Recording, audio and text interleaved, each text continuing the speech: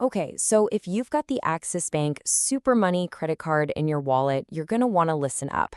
There is a huge change coming on January 1st, 2026 that could totally change how much value you get from it. Let's break down exactly what's going on. So let's get right to it. The big question on everyone's mind is your cashback about to take a nosedive? Well, for a lot of people, the answer is probably yes. We're going to walk through exactly how to figure out the impact on your own wallet. All right, first things first, let's put the old rules and the new rules side by side because things are about to go from being really straightforward to, well, a lot more complicated.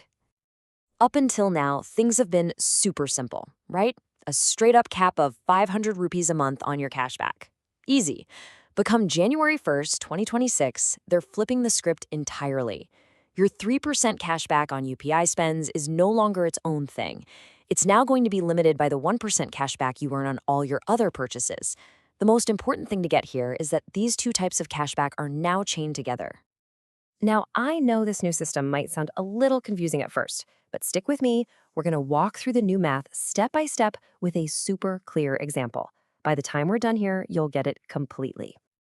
So here's a really simple way to picture what's happening. Just imagine your 3% UPI cashback is on a leash.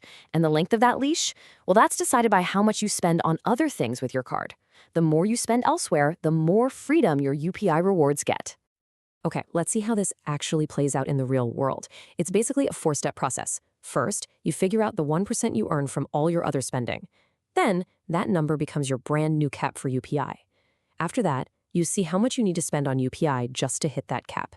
And finally, you can see what your total cashback looks like. Let's plug in some actual numbers to make this crystal clear. All right, let's run some numbers. Imagine in a given month, you spend 10,000 rupees on stuff outside the super.money app. This could be anything, really. Shopping online, eating out, paying bills, just as long as it's not a UPI payment made through their app. So at a 1% rate, that 10,000 rupees spend gets you 100 rupees back. And here, this is the most important part. That 100 rupees becomes your new ceiling for UPI cashback.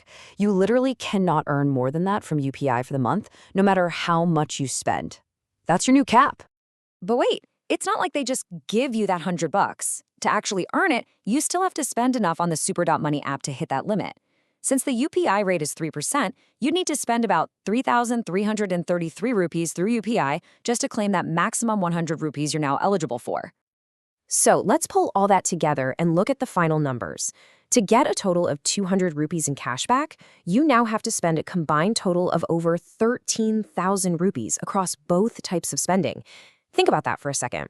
Under the old rules, you could have just spent about 3,300 on UPI and gotten $100. It's a huge difference. Okay, so with these new rules in place, who is this card actually for anymore? Who's going to win and who's going to lose out? Let's break down the new winners and losers. You know, there's a quote from the source material that just hits the nail on the head. It says, the easy 3% UPI farming era is over. And really, that says it all.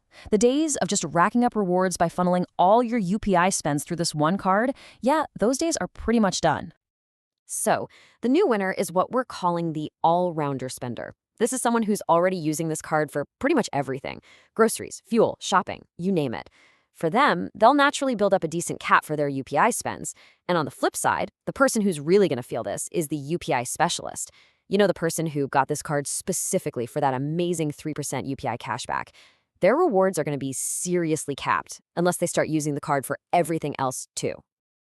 Oh, and one more really important thing to keep in mind, and this affects everybody. Any transaction, whether it's UPI or something else, that is under 100 rupees earns you nothing. Absolutely zero cashback. So all those little chai purchases or small recharges, yeah, they won't add a single paisa to your cashback.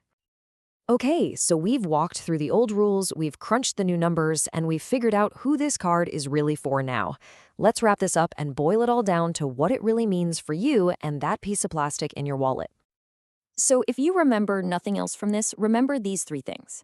Number one, your UPI cashback is no longer free. It's now tied directly to how much other stuff you buy. 2, if this card is your go-to only for UPI, your earnings are about to drop big time. And 3, it's time to pull up your own spending habits and see if this card's new math still actually works in your favor. And that really brings us to the bottom line, the one question that only you can answer for yourself. Now that you know exactly how the rules are changing with this new leash on your UPI rewards, does the Access Bank Super Money card still earn its spot in your wallet come 2026?